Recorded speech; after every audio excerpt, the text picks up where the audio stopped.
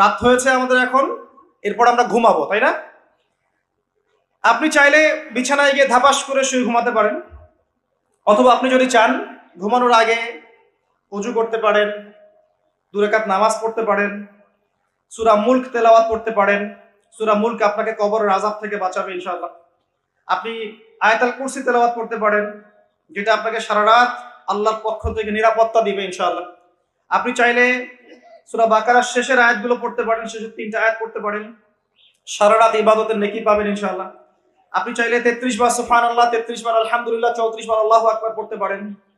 আপনি চাইলে সূরা কাফিরুন পড়তে পারেন, যেটা আপনাকে শিরক থেকে বাঁচাবে। আপনি চাইলে সূরা ফালাক, নাস, ইখলাস পড়তে পারেন। এই কাজগুলো করেও আপনি ঘুমাতে পারেন।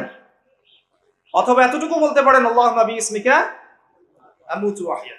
এবার আপনি যে সময়টুকু ঘুমিয়ে আছেন, এই ঘুমন্ত সময়টুকু